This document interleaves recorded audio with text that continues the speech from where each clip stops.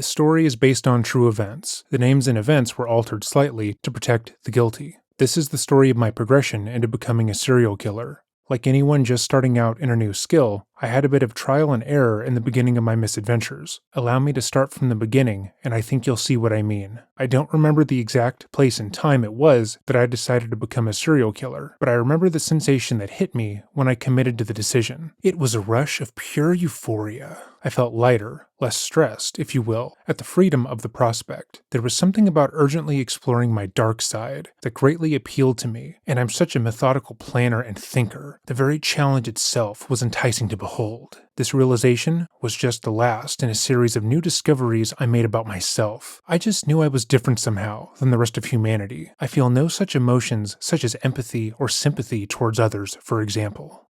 Of course, when it came to actual one-on-one conversations with therapists, I had to lie. I mean, talk about leaving a trail of breadcrumbs. The last thing I needed to do was air out my darkest fantasies and half-formed plans to someone who is legally obligated to contact the authorities if they think a patient will do harm to others or themselves. I'm not stupid, but nevertheless, deception aside, it was a useful exercise to get to know my label better.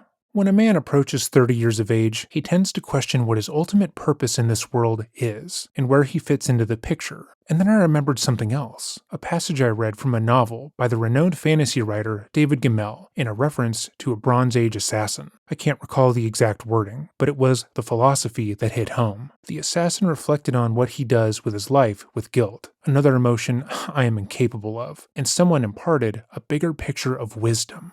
He said that the assassin is the hand of fate. Fate has already decided everyone's time to die from the moment they are born. When it's their time, and if they do not die of old age or sickness, when their time comes, other factors are employed by fate to get the job done. I think about that whenever I plan a kill. It's not me who chooses the victims, but fate. Oh sure, I choose the victim to match my own criteria in the interest of remaining free and at large. But for the most part, I am merely following my own nature, which was devised by the grand design of the universe. My God. Now does this mean I shirk responsibility for my actions? I am very obviously, as you will come to learn, deliberate, level-headed, and very much in control of my own actions. Although I won't deny that the aforementioned scenario would play well in an insanity plea. So here I was, armed with this new insight into my inner self and an exhilarating new hobby that I was seeking to undertake. Oh, I thought long and hard to come up with a system that would work for me. A method that would ensure I could have my playtime and keep from getting caught. It didn't take long before I settled on an MO. I would use online dating to rope in my victims. Once I came up with that one clear starting point, all of the other pieces needed to be tended to. I began to ask myself a series of questions designed to get me to consider every possible angle. I wanted to have every step in the process already planned out from start to finish, because improvising would be bad and lead to sloppiness. I have to have order, a plan, something that would bring calm to a chaotic situation. First question.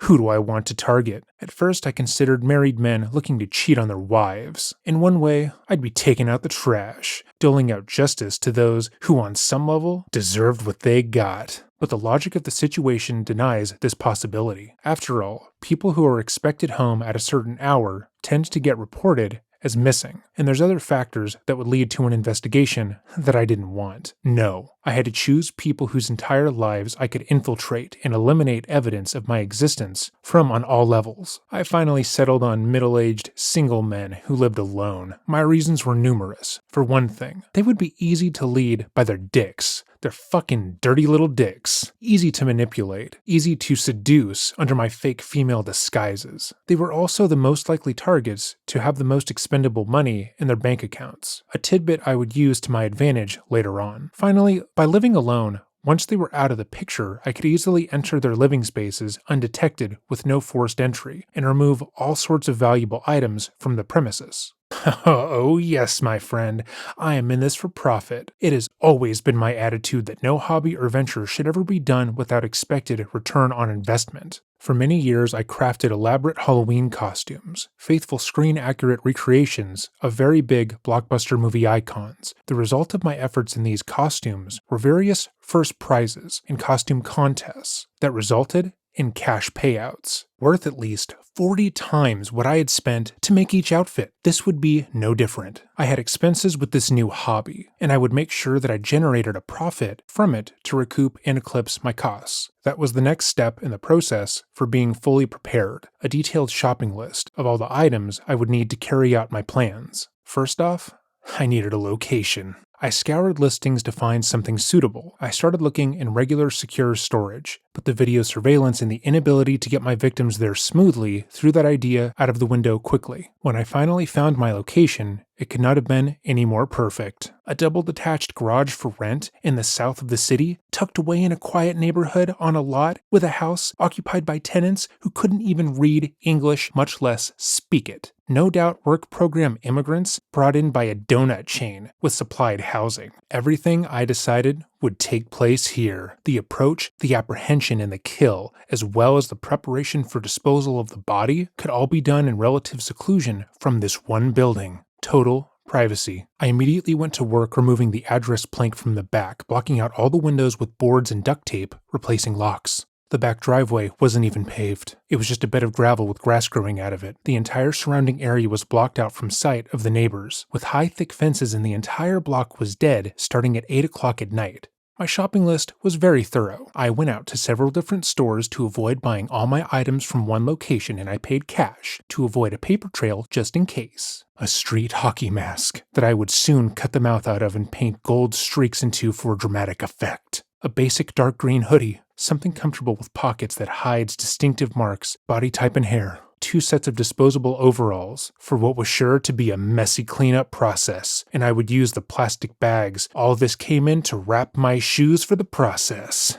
Oh man, I'm good. I bought a hunter's game processing kit, which, if you think about it, is ideal for this scenario. Why not use a whole set of tools designed to take apart large mammals in the forest on the fly? It reduces the splatter caused by power tools, takes the noise level way down, and there's also just something more gratifying about sawing through tendons and bone with your bare hands than using something else that takes the fun out of the work.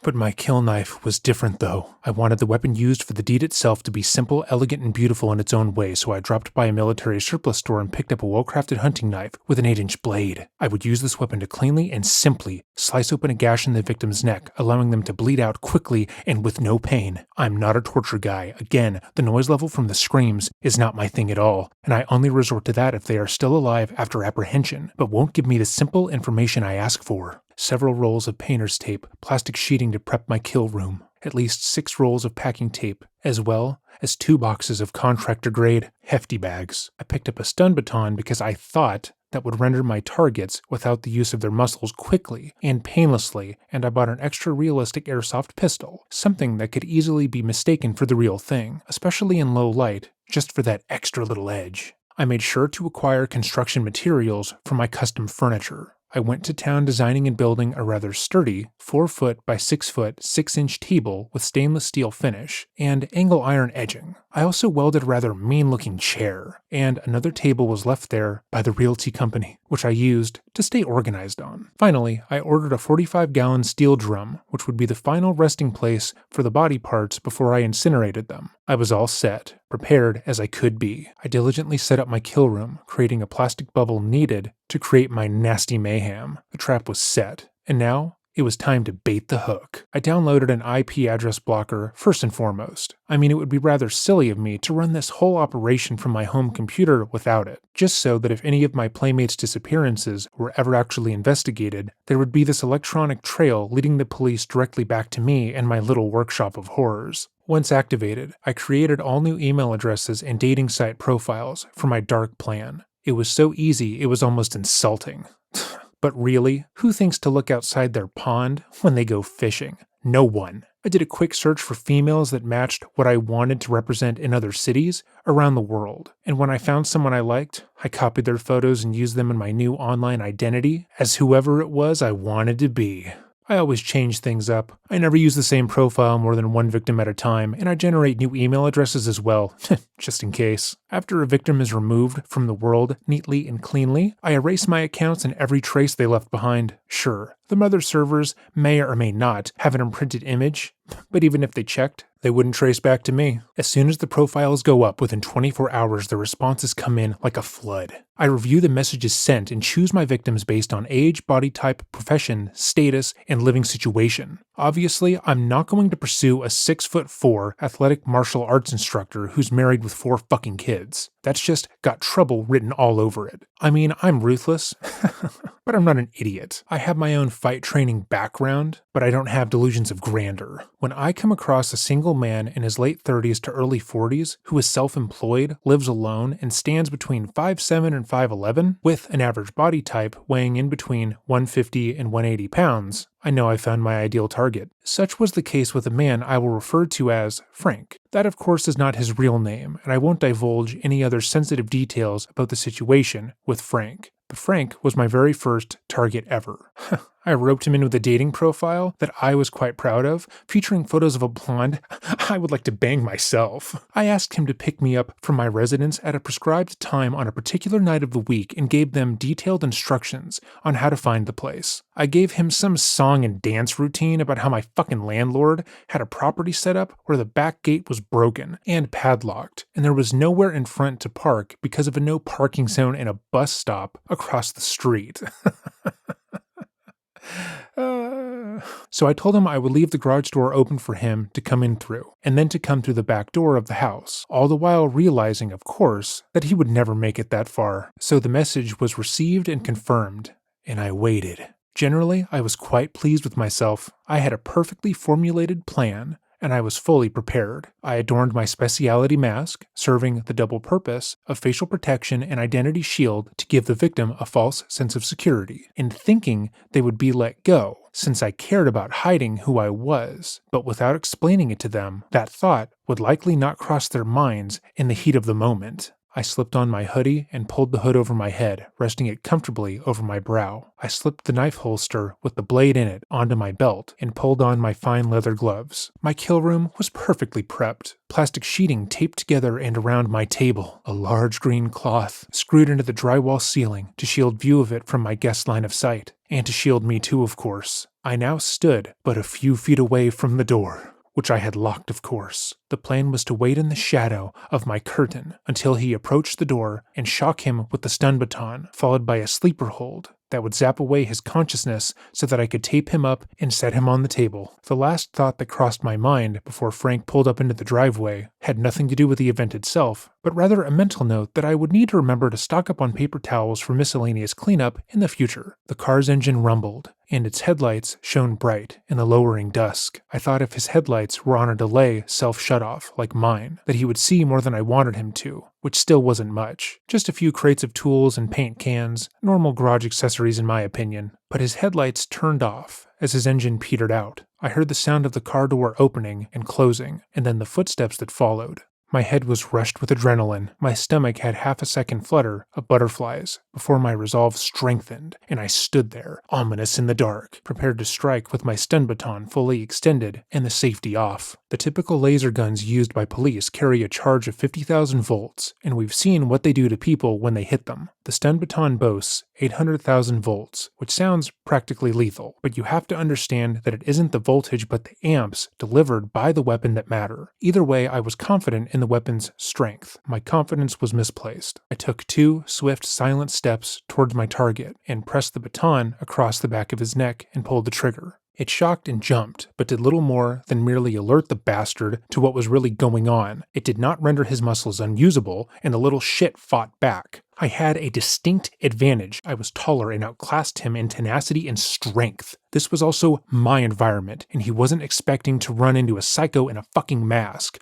only a beautiful woman he hoped to get lucky with. The confusion played into my benefit, and I struck him repeatedly. He yelled, "What the fuck?" at the top of his lungs. The noise was something I had hoped to avoid, but I paid it no mind, and continued attempting to subdue the defiant little shit. I dropped the baton and punched him several times in the side of the head, but he still would not go down. He broke free, and I could tell he would make for the door, for the way he came in, so I reached into my pocket and withdrew the gun. I pointed it straight at him, and all of a sudden he took me seriously, his eyes wide. I commanded him to get down on the floor, to which he obeyed quickly. If he lifted his head even the slightest bit, I warned him against it. I removed my gloves and went for the duct tape. I tore a piece off and slipped it over his eyes. It was then that I told him that if he did what I told him to, that I would let him live. I brought one arm down around his back and was reaching for the other arm when he began to defy me again. "No, I can't. I can't do this," he began.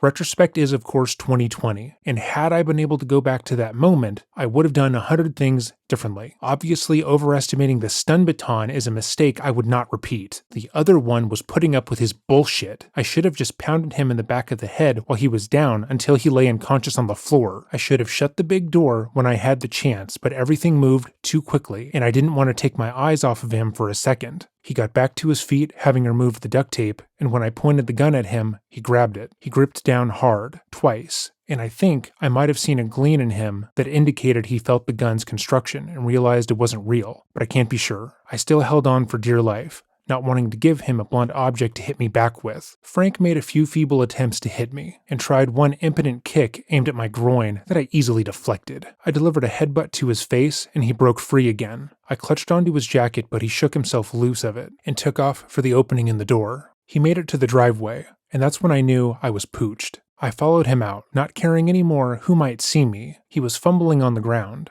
I grabbed him by his leg, as if to drag him back into the garage caveman style, but my energy was depleting, and the human survival instinct is one of the most powerful forces on Earth. He tried to grab at my mask, and came quite close to pulling it off. I broke the grasp and he spun away into the alley, and sure enough, a couple on an evening stroll saw me coming after him, sporting a deer-in-the-headlight look that can only be described as a total lack of comprehension. I stared back at them through my mask for half a moment, and then headed back for the cover of my lair. I don't know why I played it off as cool as I did. Maybe it was something Frank said during the skirmish about swearing not to tell anyone if I let him go. Maybe it was my own instincts about reading people, and the fear in his eyes that told me deep down he wouldn't report the incident. But I felt okay. I still packed up any gear of my own and his stray jacket into the bag. Whatever I felt like keeping, I cleaned prints off of, and tossed the rest into the dumpster. As a final touch, I sent one last warning email to Frank through the dating site, telling him I traced his IP address through his messages, and that if he did report me, I would hunt him down where he lives when he least expects it and finish what I started. I threw in a line about having cased the garage, that it wasn't even mine, and that I never used the same location twice. My last lie was to tell him he was lucky number 18 on my spree. I wasn't sure if I should believe it worked. I walked calmly out to my car, got in, and drove away, across the entire city back to my home, where my wife and child waited for me. During the entire trip, I kept thinking surely this douchebag would call the police. Not that it mattered, though. I covered my tracks well. You see, in my day life, I'm an independent filmmaker, and everything in that garage could easily be explained away as props for filming a psychological thriller. How could I be on one side of the city, scrapping with a potential kill up until 7:20 p.m., and be home less than an hour later? That would be a stretch at best. But still, I couldn't shake the foreboding feeling. I kept thinking that any moment I'd see flashing lights behind me asking me to pull over, despite my perfect adherence to posted speed limits and cautious observance to safety belt law. Surely the arresting officer would wonder why I was so sweaty and why there was a bag with a hoodie, a jacket, a prohibited stun gun, and a set of handcuffs in my trunk. But those lights never showed up in my rearview mirror. I checked my voicemail messages and had two. Very unusual for this time of night. One from my wife wondering if I could be home by 8:30 so that she could pick up a package before 9, and one from my prop guy asking if he could borrow my airsoft pistol. Paranoia set in. My wife wouldn't think about picking up a package this late. She'd wait until tomorrow. Could the cops have gotten to her and convinced her to pretend to get me to get home quicker so they could arrest me? No, I had to stop and think clearly. This was all happening way too fast. There's no way that was possible. This wasn't a movie. This was real life. Even if the police were contacted, their response time to the location would be in the neighborhood of 20 minutes to 2 hours, and there'd be no way for them to verify who rented the garage that quickly. No, my fear subsided and I drove home. I practiced my entire behavioral pattern should I come home to police cruisers parked along my front yard. I would rush the door in a panic, and upon entering or being stopped by a patrolman, I would appear utterly surprised and beg them to know if anything had happened to my precious wife and or daughter. My genuine shock of their presence would start me on the innocent path in their eyes, and then my cover story of being at a therapy appointment would become my short-term alibi, until I could confess to the cops later that therapy was a sort of cover story that I gave to my wife so I could just have one night of the week to myself. Between that and the total lack of hard evidence, I'd be free regardless, and yet still, the nervousness set in. It's pretty fucking hard to concentrate on anything when you live in constant expectation of the police arriving at your doorstep.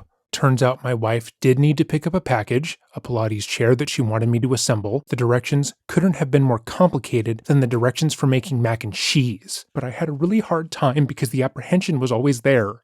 Every time I heard a car drive by, I'd feel compelled to look out the window. I heard a massive group of sirens get closer, and closer, and closer. My heart leapt out of my chest until I realized that there was a house fire close to the area.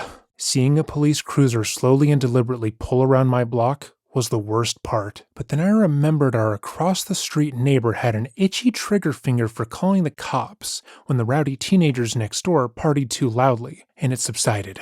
A day passed. I spent that day with my 8-month-old daughter, as my wife ran errands and kept appointments. Then the day turned into night, and once again I was suspicious. But nothing happened. That was the night I was totally convinced I had gotten off on this one pretty much scot-free. No patrol car would ever come to take me away, bound in handcuffs to be brought up on assault charges, forever ending my serial-killing career before it even began, and bringing down my marriage with it when my wife realizes what I am. That first experience was the basis for my revised method of operandi. Previously, I wanted my victims alive and conscious after I had subdued them. I wanted to get information from them like their email and dating site passwords, as well as a PIN code for their debit card or credit card. But this priority is now a distant second to making sure I don't get caught. I got lucky the first time, and I wasn't going to assume that would ever happen again if anyone else got loose. So, I had to revise my apprehension system in order for it to go more smoothly. I decided to ramp up the savagery in my attack, leaving no margin for error and rendering a target unconscious within the first 10 seconds.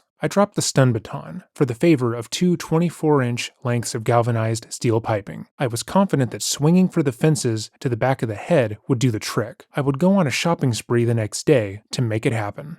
Chapter break. Oh, my sweet Lacey. Just in case you were wondering, Lacey is not my wife or my daughter. Lacey is my ex-girlfriend. On paper, she's the complete opposite of everything that should be my perfect match. She has 2 small dogs that she treats like human children, and those people usually drive me up a wall. She's also periodically depressed and suffers from frequent anxiety attacks, whereas I usually prefer much more together women. All these things exist, but I love her uncontrollably, and I always will. Lacey and I met our first year of college. I was 19 at the time, and unbeknownst to me at the time, she was 24. I've always been into older women. The first time I met her, I was waiting outside the door of an English class that I didn't need to take, since the school had just dropped the required grade for my program the night before. Still, I thought it couldn't hurt to ride the class out since I had already paid for it and would possibly use the higher mark for something else in the future. I sat on the floor writing a story. Lacey sat down across from me and simply said, "Hi." I said hi back, and that was the beginning of the end for us.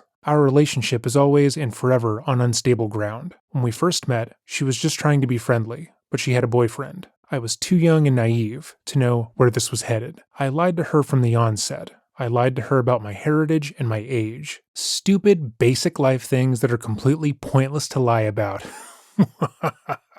But I did it anyways. Part of me was insecure about just being myself. But part of me also didn't think this relationship would go anywhere since she was taken. But I was wrong. It went somewhere very quickly. We became fast friends. She wanted to be in the story that I was writing, so we began hanging out on a regular basis. I had lied to her about having a girlfriend myself, so as to not appear single and therefore pathetic. So it was rather easy for me to show up to one class one day pretending to be distraught over my girlfriend having dumped me. Oh no! That day our friendship grew into something stronger. We spent more time together, very often curling up on the couch, just as friends, while we watched TV and nuzzled. Friends rubbed their faces together affectionately, didn't they? These ones did, or at least until one night, we couldn't take it anymore, and we made out like a couple of teenagers, which technically speaking I still was, but still. It was a long, hard, complicated battle over the next several months as she hummed and hawed over what to do. She was a serial dater to my future serial killer, and had never taken down time in between relationships. I was afraid to be alone. Eventually, she did in fact dump her boyfriend for me, but that fast transition left damage. She would act out in inappropriate ways, kissing another guy and then saying she had to in order to see if what we had was real. It was no worse than what I had done to her, of course. Toward the end of our relationship, she also began to find religion. And I knew the end was nigh. It's not that I have a problem with religious people per se. I have some very good friends who are quite religious. It's just that I could see major issues down the line with butting heads over what to teach our kids and how to live our lives. Not to mention the fact that killing people isn't exactly welcomed in the kingdom of the man-made, make me feel better about myself through guilt system of the faithful. I didn't need to wait for any of these specific issues to wreck our relationship. Eventually, one lie after another began to unravel. First at my birthday party when my age was revealed to be a year younger than I told her, and then the death blow when she flat out asked my parents about my family origins in the car one day. Dishonesty had taken its toll and Lacey decided to end the relationship. I was absolutely devastated, crushed beyond all reckoning. I lost my soulmate, the one true love of my life, and I would never get over it. I told her as I left that night that I love her more than anyone else I've ever loved, that I will never love anyone the same way again, and that no one she ever meets will ever love her with the same intensity, passion, and commitment that I do. Lacey tried to tell me I cared for women too much, and that I would find someone else. It was remarkable how right I was and how wrong she was about the entire situation. For 8 years, I thought about her constantly. Several times I tried to touch base with her, just to see how she was doing. At one point, I made brief contact after I found her in a Hotmail member search, but she cut things off sharply and quickly. She said she was getting engaged, and that was it. I would soon come to find out she hadn't even written those responses, but her boyfriend did on her behalf, and 2 weeks later, Lacey had changed her mind and wanted to get together, but she never reconnected with me. I went through a failed marriage in the meantime, and so did she. When Lacey and I reconnected through a social media networking website, she was just in the process of getting divorced, ironically from a total sociopath who drained her of all of her self-worth. Years of neglect and mistreatment at the hands of a negative, unaffectionate douchebag who would rather play a video game than be intimate with her had taken its toll. By the time I had found her again, Lacey had forgotten what it had been like to be in a caring, loving relationship. Her self-esteem had been torn to shreds, and she had to turn to the unconditional love of her animals to keep her going. By this time, I was already married for the second time, to a wonderful woman. Tess was everything I needed to balance my life out. She kept me on my toes and organized. She was a very high-stress person, with a lot of tension, and I mellowed her out. We hit it off from the beginning, found what I thought was love, and gone on to be married and have our daughter together, beautiful Zoe. I even gave Tess the Lacey test. I coined this after years of finding the way to figure out if a relationship is worth keeping or not. I would simply ask myself if Lacey walked into my life and asked me to run away with her, would I do it? If the answer was yes, then I should end the relationship.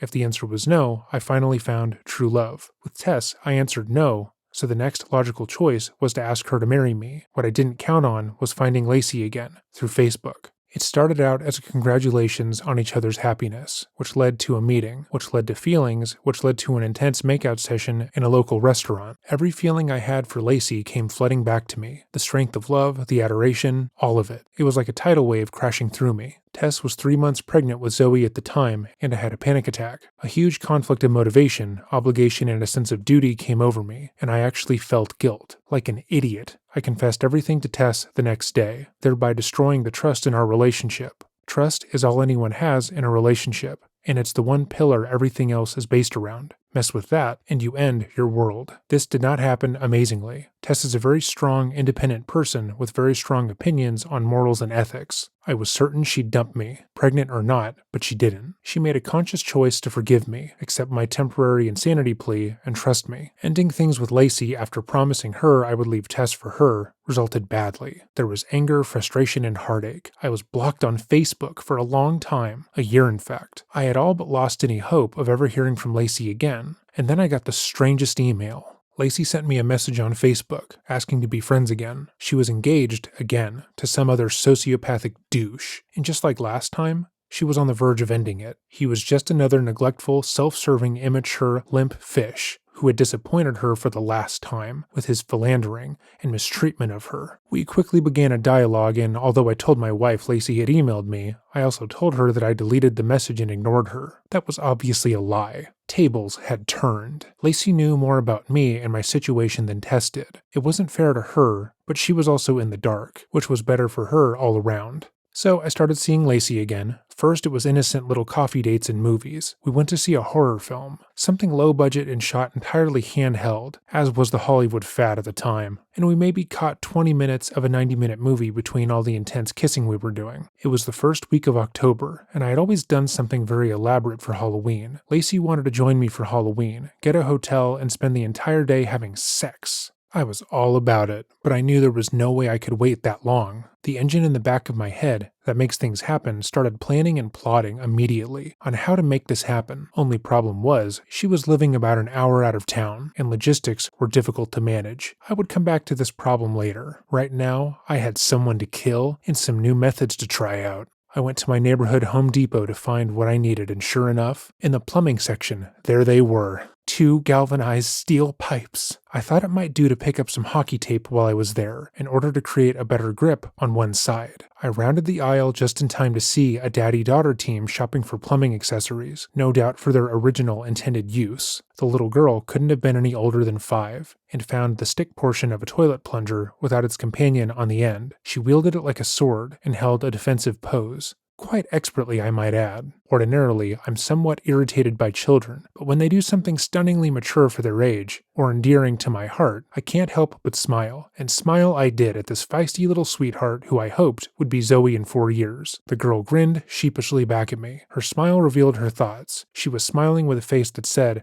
"I'm a little embarrassed that you caught me, but you seem to think it's cool, so I'll return the devilish grin you're giving me." I think the young lady and I shared a moment just then. I strolled out into the parking lot and got back into the comfy shape indent in the front seat of my maroon sedan. I wrapped the pipe ends in hockey tape for optimal gripping. Satisfied with this, I went home to relax and set up my next victim. The cool thing about a 7-month-old is that you can openly tell them anything and they can't rat you out. I needed that from my daughter, since anyone else I could spill to would be dialing 911 before I'd finished. I knew I only had a limited amount of time before Zoe's comprehension got to the level where that wouldn't fly, so I got in as much talk time as possible in her early development when the words were just soothing sounds to get her used to the English language. Break again. I am a huge fan of the Showtime series Dexter, as you might have guessed if you're at all familiar with the show. Dexter enjoys the sweet, dark alone time of his apartment, since his TV girlfriend Rita and her 2 kids, Astor and Cody, are not as tangled into his life like my family is with mine. I had to do with the sweet, dark alone time of my basement computer office. Once the child was snugly tucked away in her crib, and my wife was sleeping peacefully, it sufficed perfectly for what I needed to do. My wife was certainly no sound sleeper, requiring earplugs just to conk out, and getting up several times during the night, but we sleep apart, so my disturbing her from getting up was never an issue.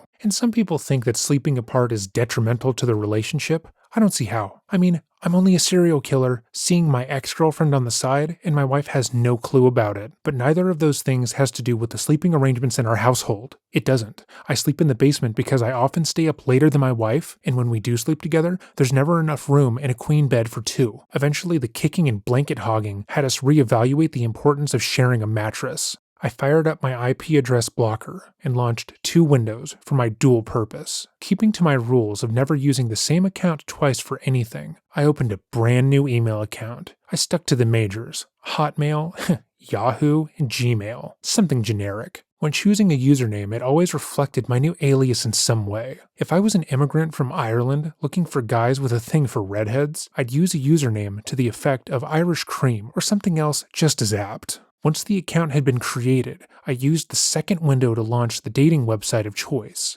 I switched that up to keep it interesting as well. Sometimes I would use a basic free service, and sometimes I would use an elaborate pay service. It never mattered because women never have to pay to use those sites anyways. It's the horny fucking retards who let their dick's dreams open their wallets. On this night, a Thursday, I decided on a free site. Now, photos are important. A photo of a girl that looks too professional gets overlooked because it reeks of spam bot. It also causes the guys to ask for more photos, which I would of course not have, and would be forced to start from scratch. A handy trick I use is to steal other women's photos from the same site but in a different city. So if I posted my profile originating from, say, Portland, I would do a quick search in the Nashville area first to find a woman who I would genuinely be attracted to. Someone who doesn't come off as a total slut, but doesn't exude prude either.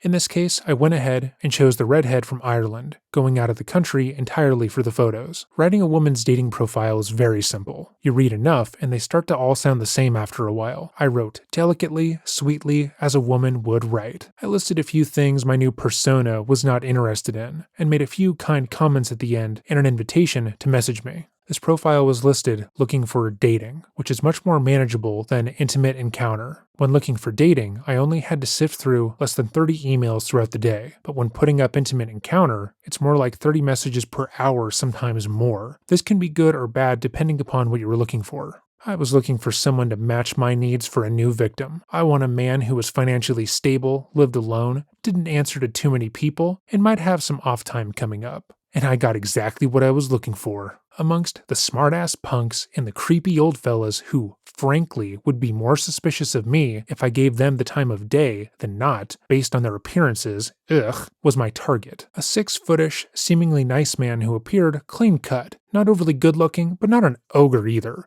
and most importantly, fit the profile. We exchanged messages back and forth, but when it came time to move in for the invite, another curveball came my way. He wasn't available Friday, only Saturday. I had put in too much time with this fucking asshole to start over, and my mind began to race about how to fit it in. I chose Fridays because I had a fake appointment with an imaginary psychiatrist who I told my wife I was seeing to sort out some of my goddamn issues. Although I had already done that some time before, I'm fine. It was a very convenient and perfectly credible cover story though, and I saw the merit in keeping the illusion going for the purpose of my late night freedom. So every Friday I would leave the house and prep for a kill while my wife was convinced my shrink was working his magic. I even added a special performance of seeming lighter and more relaxed when I came back to the house. It was only partially an act since I did in fact feel good about my evening, just not the way Tess quite expected. Starting a kill on a Friday works on so many levels. For one thing, most people are not hard and fast expected to be anywhere on the weekend, which gives me 3 days to clean up and tie up loose ends. For another, I ordinarily need to skulk around while doing my dirty work in the dead of night, after Tess and Zoe are fast asleep.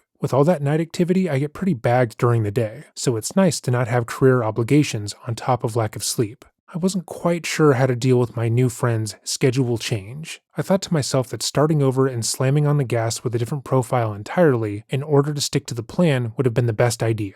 But I had already groomed this guy and felt profile mattered more than time of day.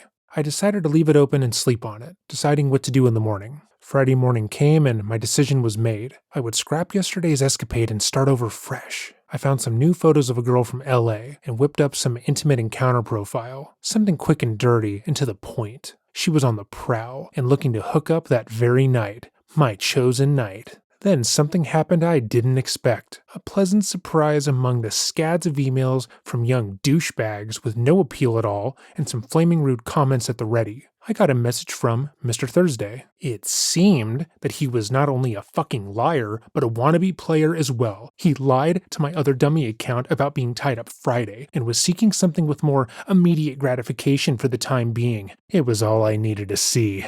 I flirted back and forth like it was an art form. Finally, when enough messages had been exchanged and I felt comfortable with his comfort level, I invited him in. It crossed my mind to use another account to message him and entice him into this night as well, just to watch him squirm, but I would watch him squirm plenty in person. I gave him step-by-step directions to my kill room without revealing an address and making sure to include the general excuses about the bus stop in front of the place and the lack of parking. He bought it hook, line, and sinker. The time was set. 7 p.m.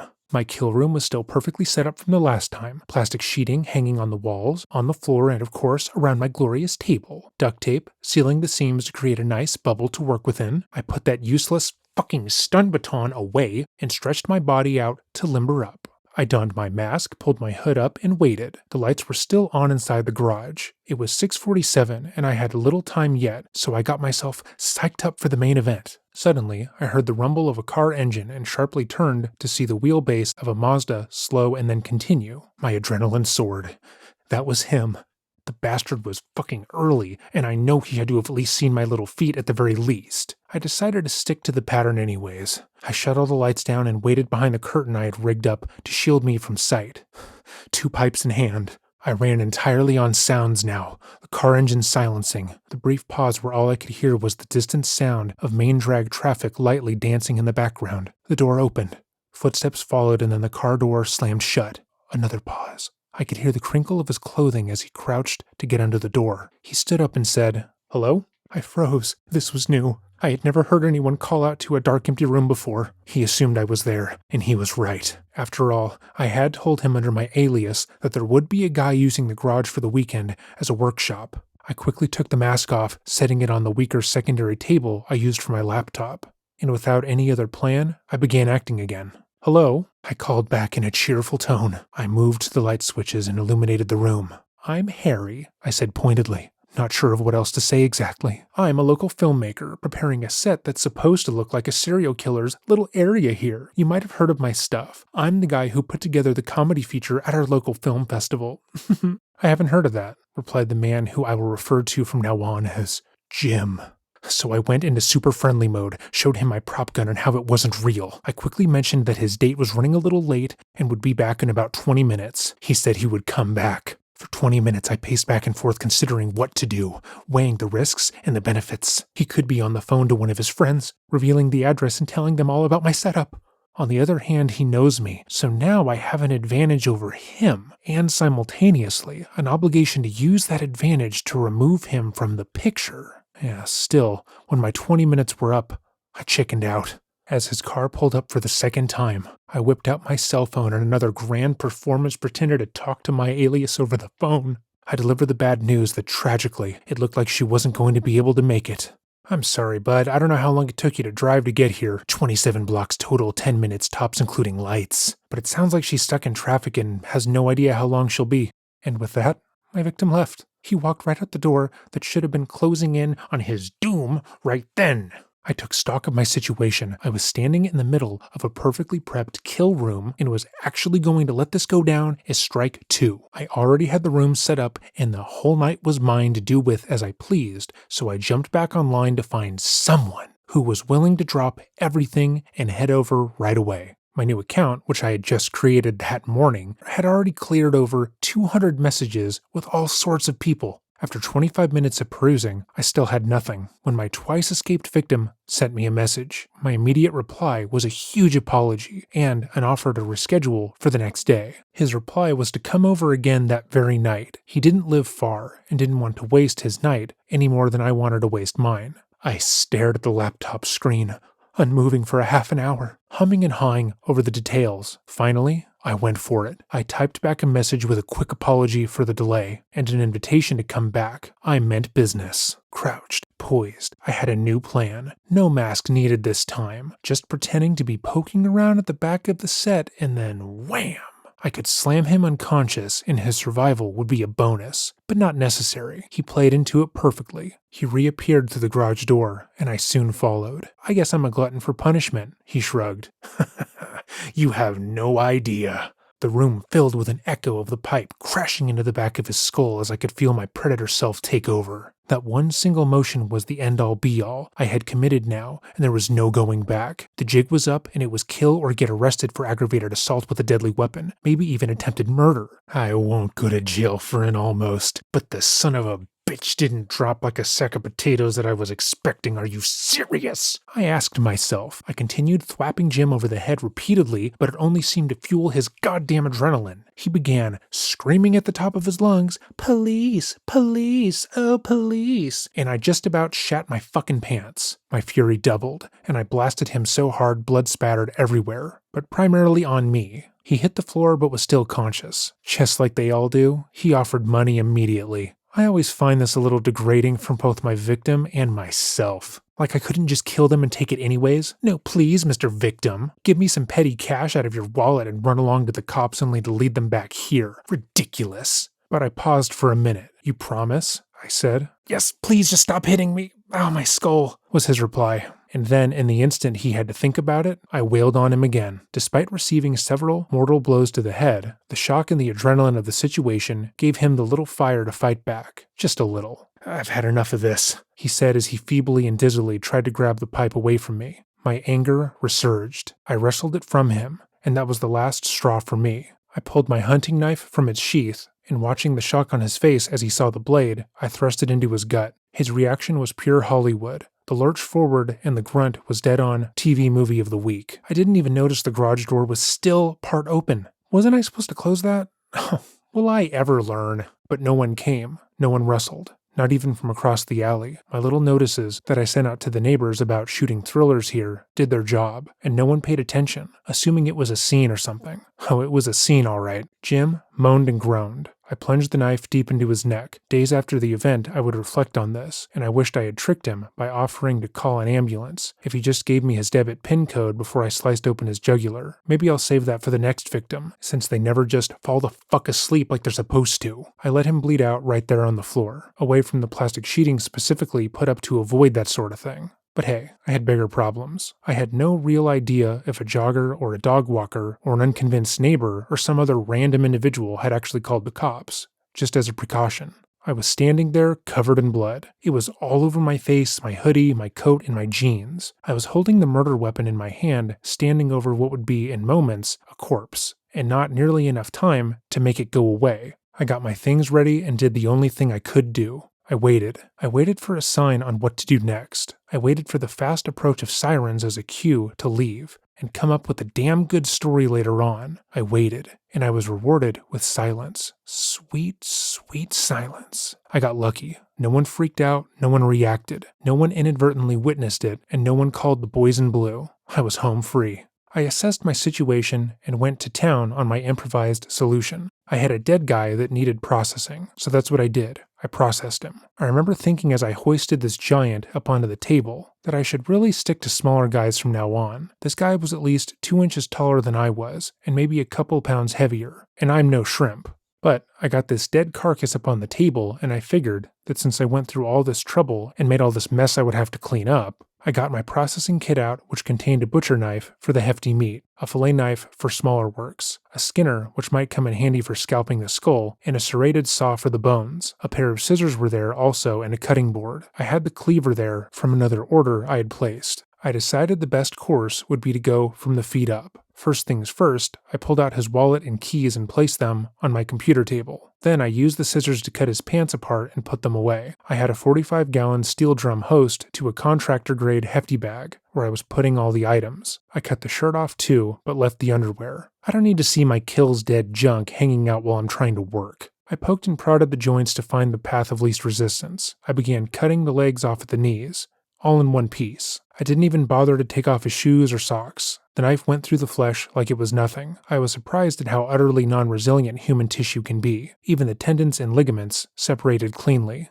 There was almost no blood, not surprising since the grand majority of it was pooled on the floor, thankfully soaked up primarily by Jim's jacket, which had come off during our struggle. I put the severed leg in the trash and moved on to the thigh, which was essentially the same routine, only thicker and more fatty. I noticed that it wasn't nearly as horrendous as the media made it look on TV or in movies. Dismembering a human body was a relatively unexciting event, but I had my ways of making it more fun. I sang to myself as I worked, talked to myself, and reflected on the new tools I would get to make the next one easier. I took the arms off at the elbow and used the scissors to cut off fingertips for added confusion in identifying the body. This man was very common with no special internal additions to speak of. Severing the head was also a simple matter, and going through the vertebrae in the back of the neck didn't take much time at all, by going through the connective tissue. The torso was surprisingly heavy all by itself, and I cut that in two across the diaphragm. Human intestines just look like one long roll of uncooked sausage, as opposed to the gruesome mileage of stringy nastiness they appear to be on film. I was surprised. Funny sounds and pressure releases took place on my table as the torso sank. Once the body was in bags, I started my cleanup process. I took down the plastic walls from my bubble, which surprisingly had almost no spatter on them, and I started to roll the plastic on the table up, and to my chagrin, noticed it had very little effect in keeping the blood off the table's steel surface. I soldiered on, cleaning up all of the plastic. I tore my green cloth backdrop down and placed it over the larger blood pools on the floor after I picked up the soaked coat and trashed it. The green backdrops went into the trash next, and then I began my stain removal process. I had 2 bottles of pure ammonia that I dabbed into paper towels to wipe away small stains. The spatter was everywhere. There were dozens of small spots on the floor and tiny streaks on the walls and big door. I wiped them all away. The great thing about ammonia is that even if the stain won't completely wipe away, it destroys the sample so that no DNA can be processed. It also eats up fingerprints like acid. Its only downside is the fumes, which I didn't smell so much as feel like a cold winter breeze shooting its way through my sinuses. I kept away from it and wore masks whenever possible. I wiped my table clean, scrubbed the areas on the floor that needed it, wiped my computer table down, and noticed a few tiny spots had made it onto my laptop. I wasn't impressed, but knew they would be easy to spot clean. Next time, the whole room gets bubbled. It's not just half from my kill room. I had used a plastic sheeting, normally chosen to cover living room furniture, when painting the walls, but it definitely didn't suffice. This time, I used a single layer of mid-grade quality stuff. Next time, I would double layer the high-grade material for sure. But when I got finished, I looked down in the horror at the sheer level of blood staining my clothes from head to toe. I couldn't walk back into the house like this. I mean, I had extra clothes in my car that I could change into, but that's not the point. But surely there would be a smell, and I couldn't get all the blood off my face. Not all of it. Then my phone rang, the familiar buzzing of its vibrate setting going off. The caller ID showed it was Tess that was calling. What could I do? I answered. Hey, baby, what's up? Not much. Where are you? I'm just leaving the gym, but the gym closes at 9. I checked my watch hurriedly. It showed 9:57 p.m. My mind raced. I couldn't get caught on a lie. Not again. What are you talking about? It closes at 10. You mean the big gym by our place? And there was my window. I had switched gyms when we moved to our new house, so it sorted itself out as I jumped back in to play the game. No, I mean my old gym. Yeah, I thought you canceled the membership like a month ago. I procrastinated, as I tend to do quite often, and did it a few weeks ago, but I still have a couple weeks this month that are paid, so I figured I'd take advantage since it takes an hour to cross town anyways. My wife is not stupid. It takes a lot to convince her of an elaborate lie. When she caught me surfing the internet dating sites, I spun this quick tale of how I was just researching an article on online dating that I got through a freelance website. Fortunately for me, I really was a member of the freelance website, and I could prove that part. The next part was much harder. She wanted proof upon proof. I had to manufacture an entire person, which is a lot more hassle than it sounds. I created a fake employer, ran out to get a prepaid cell phone, and then hired an actor to do a role play on the fucking phone with me, on speaker so Tess could hear it. Then I had to leave him a voicemail message as this person so that if she called the number, it would sound legit. I went through great lengths to bring my wife over to the comfortable belief I wasn't cheating on her, but me hiding anything was the problem. Even safely believing in my fidelity didn't matter next to the dishonesty of hiding the article from her in the first place. And so our trust issues flared up again. Now every conversation was an interrogation, not just a simple question where she could take my answer at my word. There had to be back-checking involved, so I waited for her response to my explanation. And after a short breath, okay, well, listen, on your way home, can you pick up a case of that ready-made baby formula at Shoppers? Will do. Anything else? In my mind, I begged for her not to ask me to get her a late-night latte. That is all I needed was to walk into a Starbucks in mismatching attire, with dried blood across my face and hands. That sort of thing people notice, even if they feel too awkward to ask questions. No, but I'll probably be in bed by the time you get home. I'm so tired, she said with a yawn. Finally a break. A dark, silent home to come to where I can go straight into the basement, throw my coat, hoodie, pants, shoes, socks, and shirt straight into the laundry, and shower any remnants off of me. Fantastic. I'll see you tomorrow then. Okay, bye. I packed up my laptop bag and then opened the garage door, half expecting a team of police cruisers to be waiting outside, but the alley was empty and silent, save for the Mazda parked in the driveway. I took the keys and got in. A fucking manual transmission? I never learned how to drive them, but necessity is the mother of invention after all.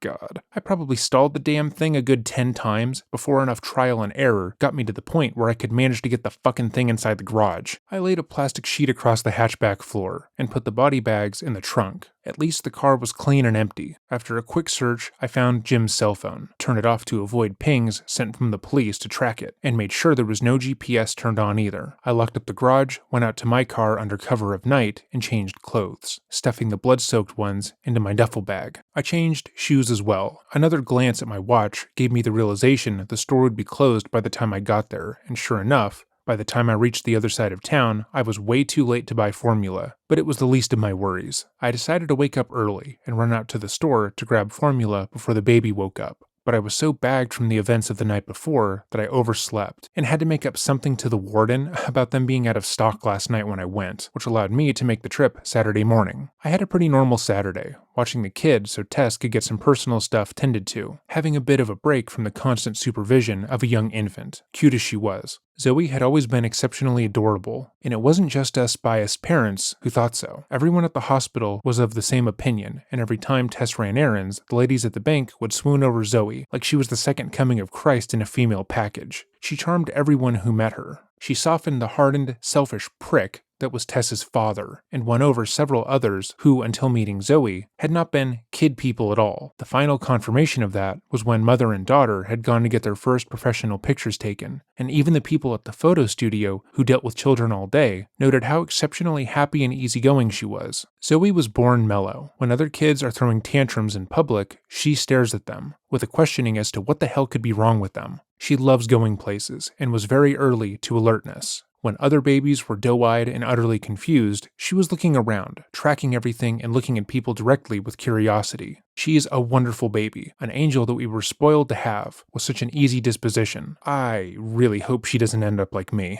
I watched an episode of Dexter, where the flashback showed his father showing Dexter CAT scans of a human brain. He identified the differences between a serial killer's brain and a normal person's brain. Up until I saw that, I was convinced that what I was my own decision, my own path. But now I truly wondered if I had little choice at all, if genetics play a bigger role than I had thought. Logically, then it should have occurred to me that those traits have a possibility of being passed to my offspring. I do have hope for Zoe, though. My parents are certainly not like me, so there's no guarantee of generational transition, and she is also half Tess, and I've never seen such empathy, moral code, or ethical sturdiness as I have in her. Quite the odd couple, Tess and I. On a couple of occasions we even discussed my apparent total lack of empathy, and it troubled her greatly. She asked me a long series of probing and somewhat leading questions to see if I would give her the answer she desired, but I never did. When you see news stories of people going through tremendous grief or strife, do you feel bad for them?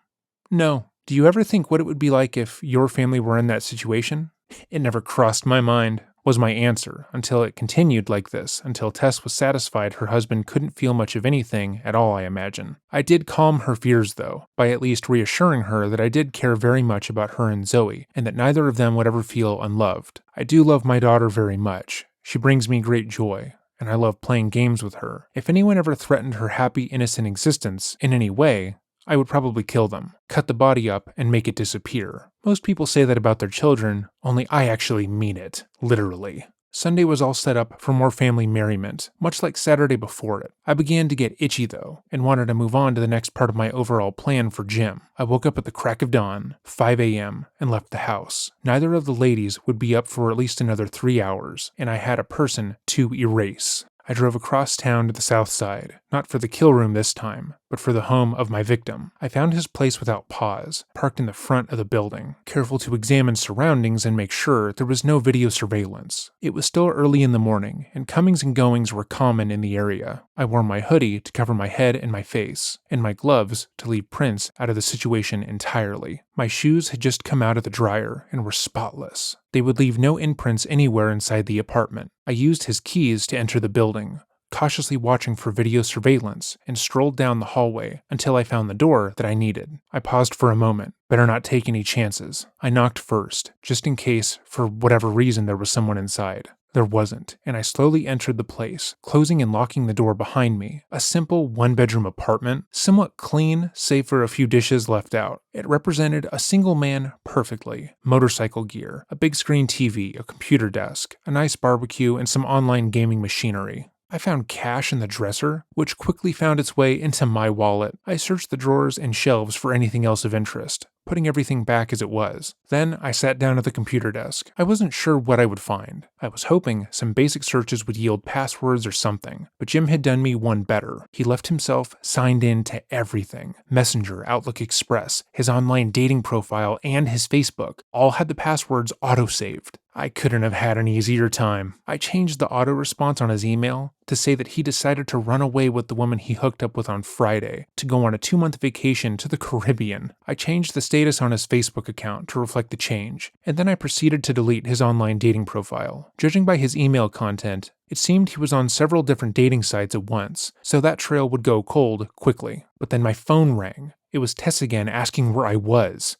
I said I had gone to my parents' to pick up a few tools for work on the downstairs bathroom, and that I would be back in an hour. Conversation over. But I had an afterthought. What if the police ever did track this back to me and checked my cell phone records? They would see the towers my phone picked up its signal from and notice I was in the area. If the garage I rented wasn't already a few streets away, that might be a problem. I packed up Jim's laptop. I also took his multifunction printer and threw it in the dumpster because the email I sent him with the directions to my kill room had been printed on it, and it wouldn't do to have that be recoverable by the police. But I did find something in the printer that would help. A letter to his insurance company with a clear unmarked signature on white background. It was one last gift from the dead. I could easily use that to forge a bill of sale for the car. Yeah, if the authorities ever questioned me about it, I could corroborate my own story. Yeah, officer, it was the strangest thing. This guy approaches me on the street and tells me he met this phenomenal woman, a real sugar mama, who is going to take care of him, and he doesn't need his car anymore. So he asks me how much I have on me,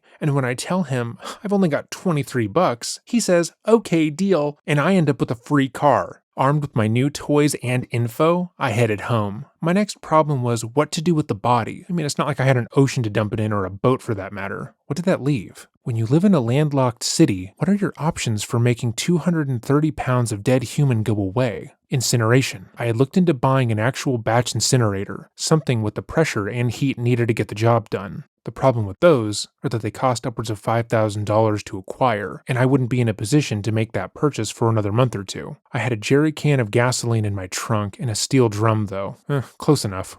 Monday morning, and I had some free time to myself, at least up until about 4:30 in the afternoon when the wife expected me to be back home. To keep the illusion of my day job up, I would leave earlier on Mondays to pretend I had to be in a Monday morning meeting. I went straight to my kill room. I lined my trunk with plastic sheeting and stuffed the body bags in. I laid the drum across the back seat and stuffed my garbage bags into it to save space and extra trips. I took everything to my parents' house. They were gone during the day and had a nice fenced-in backyard for privacy. My arms were very sore. Maybe the athletic event leading into the weekend had been quite jarring, but I was experiencing shooting pain that was clearly the result of pinched nerves in my back. I didn't have the time or the money to see a chiropractor, but I would use the massage chair I gave my wife for Christmas one year, several times later that night. In the meantime, though, everything was a chore. Lifting the barrel, lifting the bags out of the trunk. They were all accompanied by soreness and agitation. At some points, my arms would recoil sharply in exhaustion from pushing them no further than what felt like an average hoisting. I doused the first bag, which contained the torso pieces, in gasoline after dropping it into the barrel. I lit a match and tossed it in. The instant whoosh of the flames consuming flammable liquid exploded at the top, and the burn began. I had placed the barrel squarely in the center of the yard. It was broad daylight, but everything was sealed in bags, so no one could see anything, especially not the burning process. I've heard that there's no smell like that of a burning fleshy person. If I had a sense of smell, I may have taken note, but I lacked that particular member of the 5 sense groups, so you won't get any dramatic descriptions from me. I imagine it smells like barbecue steak mixed with singed hair. When you cut up a person, you realize we are really no different than animals. We're just sacks of meat at the end of the day. The internal muscles and tissues of the human body look a whole lot like steak, actually. In fact, if properly trimmed and packaged, I believe most people would have a hard time telling them apart. Maybe they taste different, but I never felt the compulsion to cross that line. I could see the curiosity that Dahmer had, and I understand the mentality behind why he did it. I just don't think that way, and I'm not about to eat any human meat that's been dead and sitting out for days, regardless of the source. It tends to change how one views a sirloin when it comes to the table, though. I checked on my burning waste and added more gas. Not straight out of the jerry can, of course. I'm not up for any Darwin Awards.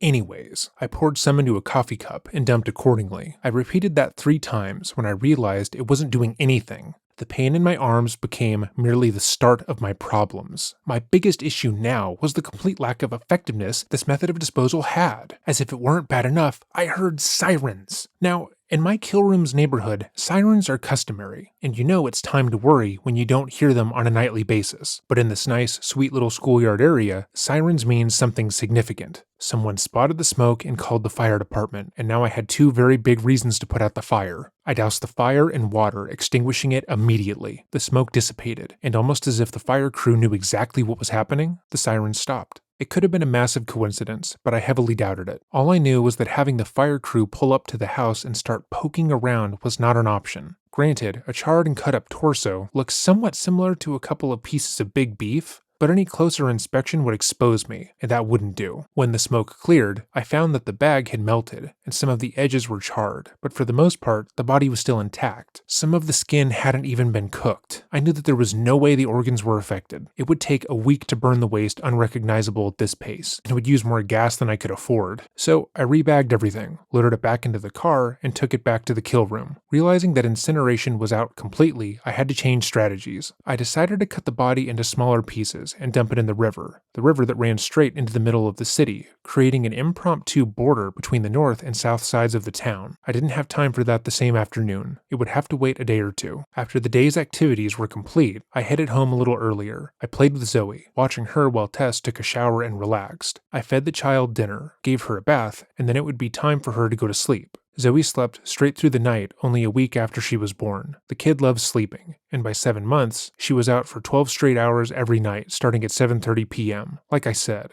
lucky. As Tess settled on the living room couch to watch her evening programs, I jumped on the computer. Lacey was online and I began chatting with her. At first it was cordial, loosely discussing plans to get together again. I was looking forward to having her again, and I know she felt the same way. We were both getting impatient, and it was showing in our conversations. Neither one of us had experienced sex nearly as good as each other's in the 8 years we'd been apart. Her relationships were with pathetic losers who preferred playing online games over actual human affection. And when they did get in the mood, they lasted only a couple of minutes at a time. I never understood how a guy can come so easily with so little self-control, lasting less than 10 minutes in a session. I always loved taking my time, and Lacey felt the same way. My first marriage was heated all the way through, but this meant that the fighting was just as intense as the lovemaking, and it became too much to handle. Besides, I got married for all the wrong reasons the first time, getting into a relationship just because I thought I was ready. I was very young, only 21 at the time, and too stupid to realize the truth. My wife was way less attractive than me, and a little overweight, but cute. At any rate, it didn't last. The second best sexual experience I ever had was with a Laotian girl that I was essentially using for my rebound. But of course, she didn't see it that way. She was under the impression we were in a long-term thing, and we might have been if I wasn't so screwed up. She could hold her own in the marathons, and would actually say, almost out of breath, after we were done, "How can anyone go for 3 hours straight?" So when Lacey popped up on the instant messenger, inviting me to her place for a late-night rendezvous, I did everything in my power to make it happen. I knew I would need to wait until Tess was in bed so I could easily sneak out.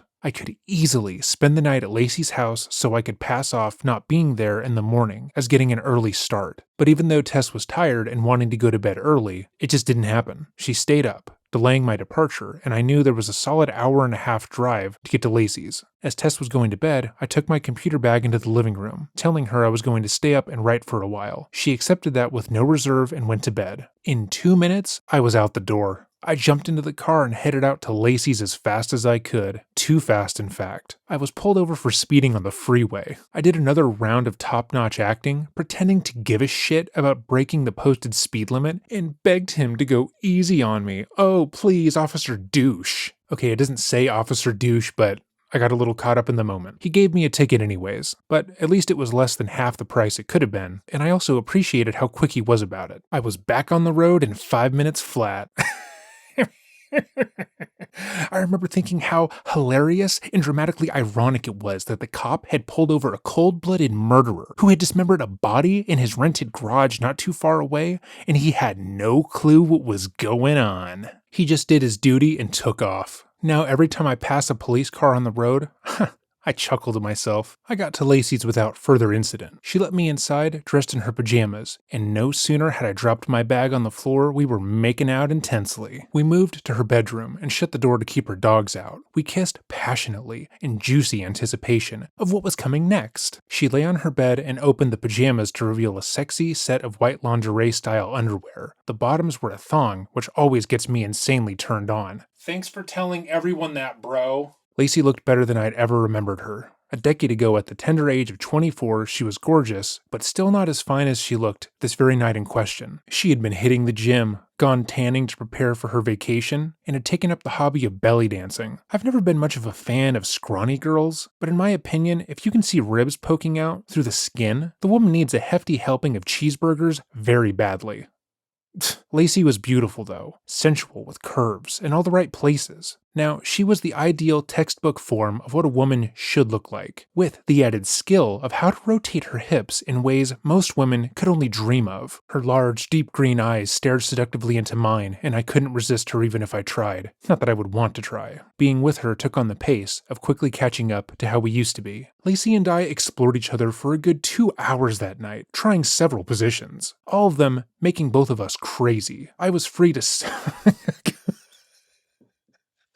Oh, why am I reading this? I was free to suck on various parts of her body, and then go down on her for as long as she could take before needing me inside of her again. The way she felt, the way she tasted, all so familiar and amazing to have again. She came to orgasm 4 times before I let myself get to the same place, and when we were done, there was no describing the contentment we experienced. I laid next to her, gently stroking her hair and back. I examined the tattoo on her left shoulder blade, the one I had designed for her in college. It was a Celtic knot-style cross with vines intertwined within it, a beautiful piece. Inked by a real master. Her second, placed on the back of her neck, acquired at the same location, was done by someone clearly less experienced, since its lines were not perfect, and the shading slightly out of balance. Still, it looked good from a few feet away. But this close-up, it didn't compete with the first. She remembered mine too, the one on my left shoulder I'd gotten done while dating her all those years ago. It had since been retouched, and I was physically much bigger from filling out as an adult and frequent trips to the gym. Maybe it was me being of a larger stature than my thin teenage self in the past, but she seemed smaller this time. My 2 other tattoos were more recent, and new additions to her. Some of our past together was clear as day to Lacey. Other elements were lost to her. She had gone on a vacation to a tropical third world country and brought back with her a virus that attacked her brain. She had been ill for 2 years as a result, and it could have ended much worse, with some sort of organic brain dementia, or even death, coming for her. She escaped with her health and faculties, as well as this smoking hot new body. I fell asleep next to her, and when I woke up the next morning, she had to be at work in the city, whereas I had nowhere to be, so I slept in. She left me a spare key, and when I was ready, I got ready to leave. Her dogs woke up to greet me. They're small, annoying little dogs, and she treats them as if they were human children, which I never understood, but could easily respect, since for years they were the only constant source of unconditional love and acceptance in her world. In my opinion, a dog is something roughly the size of a German Shepherd that you can actually wrestle with and take on walks without fear that a bird of prey will snatch it up like a squirrel and run off with it to feed it to its young. But hey, that's just me. These 2 uppity things would bark at any average Joe walking down the street, and I couldn't wait to get out of there. Lacey had left the TV on, so I turned it off, thinking that it would obviously be a tremendous waste of energy, since I highly doubt a dog could get anything out of watching The View. I packed up my things, and left her spare key under a statue on her front porch before I took off for the day. I had work to do.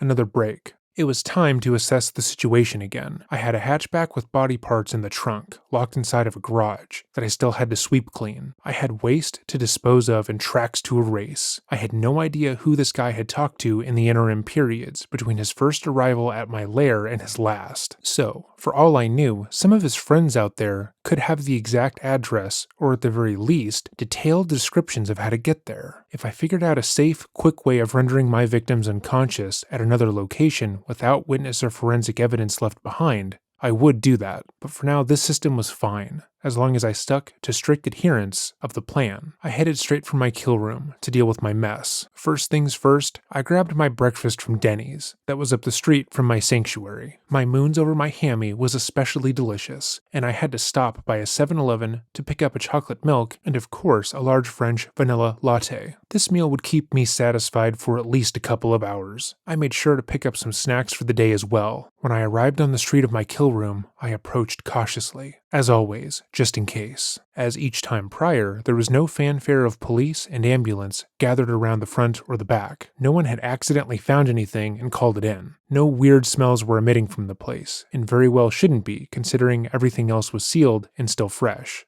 I got inside and prepped for what my day would be like. The night's rest had numbed a great majority of my nerve pain, and I felt fine to continue. I began by taking the bags out of the Mazda and placing them on the floor next to my butcher table. I double-sheeted the table this time, placed my processing kit, my cleaver, and the galvanized pipe at one end, my ammonia cleaning supplies and paper towels on the other. I placed plastic sheeting around the table on the floor as well, and moved the steel drum over within leaning distance with a brand new hefty bag in it to catch the waste. The next step was to prep myself. I wouldn't allow any blood and guts to get on me today. I used some of my plastic sheeting and duct tape to fashion a makeshift apron for myself. I picked up new, much higher grade plastic abrasive, cleaner resistant gloves, and then duct taped 2 grocery bags around my shoes to keep them clean as well. I wore a basic white painter's mask to keep the fumes away from me, and to take some of the edge off of the ammonia as well. I picked up the first bag and set it on the table. I put my cutting board on the table to prevent my knives from accidentally puncturing or tearing holes in my plastic sheeting, which I suspected may have played a role in drenching my table surface last time. I had previously closed the bags by twisting the ends and wrapping the tightest part with duct tape, so this time I just cut them open with the short knife. I took out one of the arms. It was stiff and cold,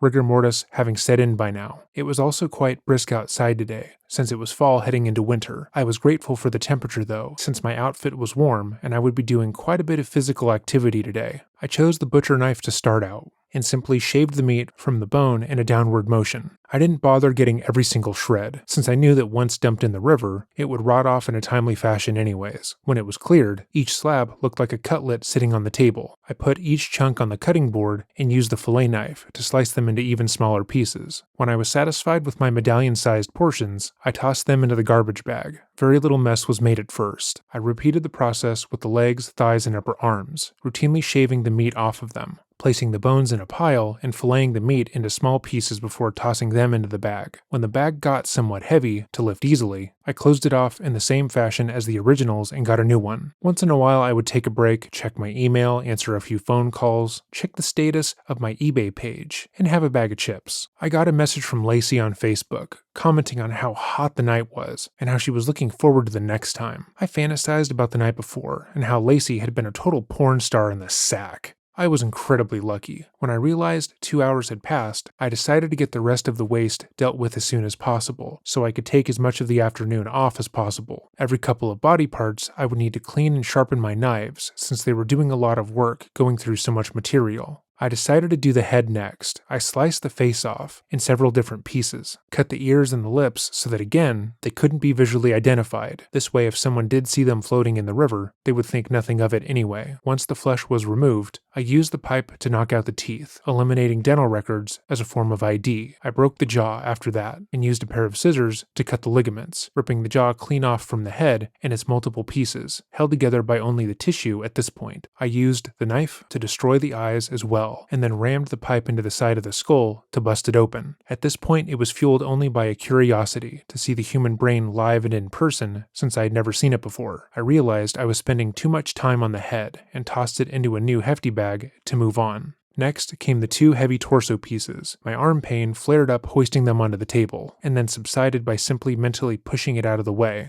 I began the lower portion. I removed the intestines first, carved out the reproductive organs and anything else taking up space. Then I shaved the meat off the hip bones for as much as would come off. Removing the skin and flesh in the back was easy. These were the chunks I tried to burn the first time around, so the skin was charred in some places, making it more stiff in some places and easy to cut. I hacked off the ass cheeks and marveled at how fatty they were for such a slim person. I immediately thought of the movie Alive, and how well the rugby team must have feasted on this part of the human body while trapped in the Andes, but the freezer burn from the bodies, being in the snow and frozen, might have ruined the experience. Well, that and the trauma of realizing you're eating a dead person, but that never entered my thinking at all. Meat is meat after all. It all tastes like beef or chicken. Once that was processed, I moved on to my final piece, the upper torso. I started with shaving the outside, taking off all the skin, muscle, and fat in single passes, like I was carving a turkey. In fact, once everything else had been removed, I was surprised at how closely the chest cavity resembled the overall shape of a turkey. This was the messy portion. All of the blood that hadn't come out was inside this piece, trapped in the lungs, still close to the heart. It dumped out onto the table, not quite enough to overflow to the floor, but messy nonetheless. I used a knife to cut all the tissue around the inside edge of the rib in order to free any remaining organs. The lungs, heart, and the liver all came out. I cut those up too before trashing them. It reminded me of emptying a pumpkin for Halloween. Somehow, every single event in life would have a whole new level of perspective to it. Carving a pumpkin and spilling its guts would now carry a double meaning. So would slicing up a steak, or carving a Thanksgiving turkey, or laying plastic down to prepare for painting the family room. This experience changed my sense of place in the world forever. I felt stronger, somehow above other people. I felt like the proud owner of a very dark secret that no one would ever be in on. Things that I said to people would carry double entendres, like they hadn't before. "Oh, honey, work was murder today," would be the most literal, and Tess would have no idea. When the body was dealt with, I used paper towels to soak up as much of the blood as possible that spilled onto the table, so it wouldn't flow onto the unprotected floor in the cleanup process.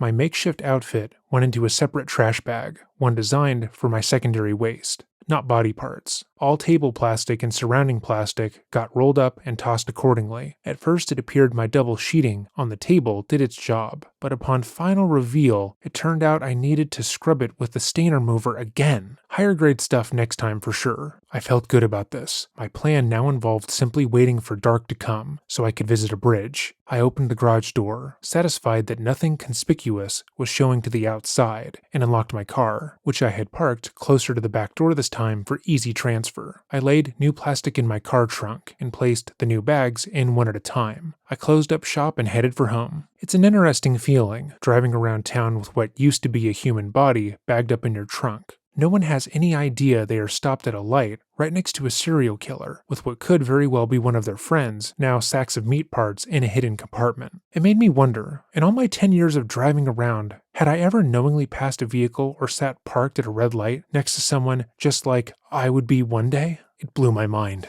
I stuck to the posted speed limits, signaled when I changed lanes, and didn't push any yellow lights whatsoever. I'm convinced that car insurance companies would get exceedingly rich from not paying claims and hospital traffic would slow to a crawl on major holidays if everyone drove as if they had a dead man in their trunk and a mortal fear of going to jail for 25 to life in the event of a policeman deciding to check their car's contents. I got home without incident and went through my evening routine with ease. I hopped on the instant messenger to find Lacey online, only this conversation was not happy at all, and it had taken a terrible turn for the worse. She was horribly depressed from reflecting on her past relationship situations and behaving erratically. She said she couldn't continue to see me because she was messed up, and didn't want to put that on me, even though I expressly said to her that her and I could take things at whatever pace she felt comfortable with. But it was more than that. Lacey had discovered her ex-husband met the clinical definition of a sociopath. The epiphany didn't come from consulting a psychiatrist. It came from finding a detailed article on the internet that outlined what male sociopaths do to the women they shack up with. In it, she found all of his most redeeming qualities: chronic pathological lying, using and abusing his partner, scamming everyone around him, treating other people with a total lack of respect or regard for their well-being.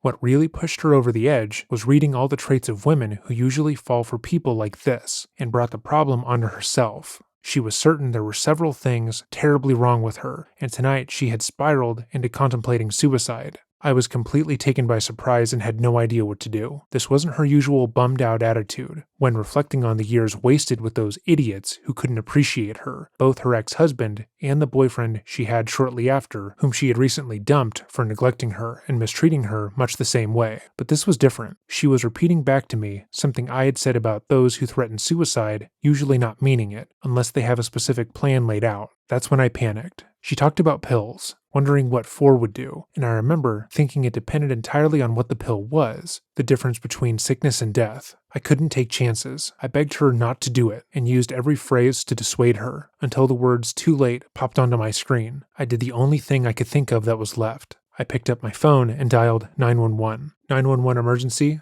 Hi, I've just been chatting online with a friend who has threatened suicide. Okay, what's your name, sir? Darren Ascott. It was obviously not my real name, but that was irrelevant. And what's your friend's name? Lacey Barrett. And where are you, sir? In Bloomington Heights. And where is she? She lives in Whetstone. How long have you known her? 10 years. Did she say why she's doing this or how? She didn't specify why, which was true. She didn't say, and my guesses were still only assumptions. She talked about pills. Do you have her address? I answered with the exact numbered address of where she lived. Okay, we're sending people right now. Thank you. Just in case Lacey was still awake, I got back on the instant messenger and typed in, I just called 911. She responded, shocked and appalled. She said I was being ridiculous, and I asked her what else she could possibly expect me to do under the circumstances. The next message was hilarious. You are adding to my stress level, to which I could only reply, your stress level. She was emotional and crashing, and it was completely understandable. Her ex-husband fit the sociopath profile, draining her of all of her self-esteem, leaving her wondering if she was an alien or something. To follow it up, her most recent boyfriend was in his early 30s, still living at home with his mother, and had abused and neglected her the same way, blowing her off throughout their entire relationship and regularly cheating on her. But that wasn't enough for this clown. When she finally mustered the courage to dump him once and for all, he had the sickening gall to prey on her compassionate nature by sending her countless messages begging to get her back. He didn't do it because he genuinely cared about her needs or health, only to control and manipulate her and her bleeding heart to her own detriment. Lacey showed me his messages, and they instantly reminded me of her 4-year-old throwing a temper tantrum to get what he wants from his parents, who haven't established clear rules or consequences.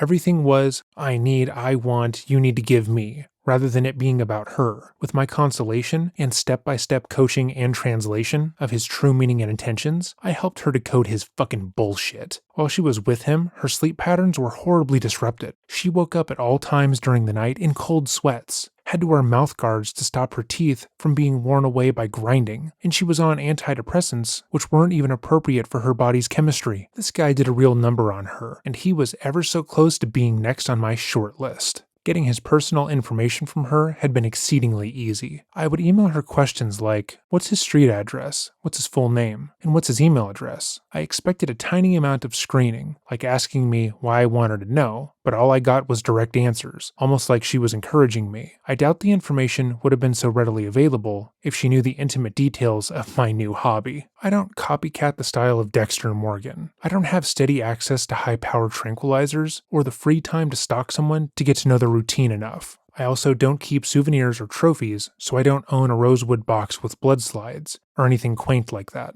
My butchering tools are also more hands-on rather than going powered, since high-speed spinning devices tend to make more spatter mess, and I'd like to avoid a total bloodbath if I can. Lacey sent me an email the next morning apologizing for the hurtful things she said to me when I had called the response units. She regaled me with her tales of how the night went, and the adventures of being poked and prodded, examined, and so forth. I was just glad to hear she still had a pulse. I told her she could repay me for saving her life by never doing that again. Lacey has people in her life, besides me, who love her and depend on her. Even those 2 runt mutts would lose their spoiled lifestyle with her gone. I just couldn't stand the thought that a pig like Evan would be the reason she took her own life. He was so much lower than scum on the food chain that it would make nothing short of tragic to pay him any kind of compliment by making him think that he was important or had that much impact on anyone's life. And he was messed up enough to take it as a compliment too. The night had taken a lot out of me so far, and I wasn't up to dumping a body out in the middle of nowhere. I was blasted, so I decided to hit the sack and get up early to do it the next morning. It was halfway through fall anyways, and it would stay dark until 8 a.m. If I got up at 5, I'd have more than enough time to get the job done. My alarm clock woke me up early to the soft sounds of the Easy Rock Station. That beeping noise that all alarm clocks have drives aggravation and annoyance into my bone marrow when I hear it. Even when they use it in commercials, I want to throw a brick at my television, and that's just no way to start the day. Maybe Rod Stewart and a couple of DJs who are mistaken about how funny they are isn't much better, but it's a lot easier on the brain pan. I geared up, got everything I needed to get going, including a simple steak knife to cut the bags open quickly, and silently moved through the house and out the door. It's moments like that had made me glad I had done little home improvement tasks, like spraying WD-40 in the hinges to eliminate the creaking. There were 2 bridges over the same river that I knew how to get to off the top of my head that would make suitable locations for the dump. I got to the freeway bridge at the stroke of 5:30. It was still pitch black with no sun in sight. Right away, I knew I couldn't do this from the bridge itself. There wasn't enough shoulder to stop without turning on my hazard lights, and that would have attracted a cop car like a moth to a flame. There just wasn't anywhere to hide. Coming off the bridge, though, there was a path marked by a sign that showed me a potential boat dock. Although it was a lie, with no boat dock visible, it could get me to the water. Upon closer inspection of the area, though, I realized it wasn't suitable. The only way to get to the water's edge was by traversing a very steep slope covered in loose rocks, and I would have bet money that lugging heavy hefty bags down it would have me slipping to serious injury without fail. I also wasn't comfortable with the layout under the bridge. It was too dark to tell, but there were boxes everywhere that I couldn't identify, and I wasn't sure if it was a surveillance camera. I didn't want to take the chance. I left the same way I came in, and moved on to my next choice. This one was more rural, further out of town, between 2 farming communities, and would have been ideal except by the time I got there, my timing was no longer optimal. The early birds had come out to play, and the commuters were getting an early start to beat the morning rush hour traffic. I was pooched, having chosen sleep over peak timing, and had to consider waiting yet again to get rid of this thing. I decided to head back to my parents' place to recoup. On the 45-minute drive, I tried to search for a solution. I asked myself, if burning wouldn't work and the bridge drop was out, what other way could I dump these parts in a safe, unseen way? Once again, necessity is the mother of invention, and my need to get rid of this evidence brought the solution to me like a child showing a parent their latest pencil crayon drawing. The sewer. Of course, it was obvious. No one ever goes down there. The body would rot away completely before anyone ever discovered the bones, and by then it would be too late to identify the person. Once again, everything got lighter. I grabbed breakfast at a coffee donut place and ate it in the car on the way to my destination. A banana nut muffin, a double chocolate donut, and a cafe mocha. I love caffeinated beverages, but I can't stand the taste of black coffee so long as it can be dressed up to not taste like coffee. I'm all about it. Anyways, I chose the eastern suburb of the city to dump my waste. It would be practically a ghost town, with most of its residents either having commuted to work in the city or otherwise occupied and away from their homes. The housing in this part of my world was also older, done back in the 60s and 70s when neighborhoods were not so congested, so there were back alleys to be had. Newer neighborhoods have the homes grouped so close together with attached garages facing the street that alleys don't exist in the new city plans anymore. Within a few moments, I found exactly what I was looking for, a manhole cover placed off to the side behind a power pole. I parked in an empty driveway and popped the trunk. Although it was broad daylight, I wasn't worried. No one appeared to be around, and I was checking throughout the entire process. Lifting the cover was a piece of cake, and my arms gave me no complaint. The pain gone finally. I removed the hefty bags one at a time from the trunk and walked them over the 3 paces it took to reach the sewer. With each bag, I sliced the tops off and turned them upside down, letting the little pieces fall into the sewer, hearing the splashing sounds as they touched down. I crumpled the bags up, put them back in the trunk, and then closed it. I got back in the car, fired her up, and took off. My total time there could not have been longer than 3 minutes max. I drove back to the kill room to finish destroying evidence. Once there, I packed my trunk remnants into a garbage bag and put everything else in there that needed to burn. Documents from Jim's car, receipts, even empty chip bags. I had 5 full hefty bags full of garbage that actually would burn. This I knew for a fact. Plastic sheeting, cloth backdrops, and paper towels may not have been good for the environment, but one less person creating pollution for whatever 40-some-odd years he would have walked the earth more than evens things out. It was funny. This time I burned garbage for a solid 3 hours making sure nothing was left, and did not hear a single siren in the neighborhood, where sirens are as common as the sound of a bus stopping and going again. I suppose if my shithole of an unheated, rented, detached garage goes up in smoke, no one gives a rat's ass. And I was sure there had to be the area's fair share of unemployed people or passerby to call it in if they really wanted to. To be fair though, plastic burns a lot more colorless than attempted flesh, and the smoke was barely visible. The only irritant I had to contend with were the garbage trucks making their rounds up and down the alley. Every time they would come past, I'd have to lid my drum, snuff out my fire, drag it back into the garage, and close the door to avoid unwanted attention, and then drag it back out and start the process all over again. I used the gas from my jerry can again, soaking all the garbage. Alright, and that is where the manifesto/confession ends. If you've made it this far in the video, I of course appreciate your time, and with that, remember to stay safe.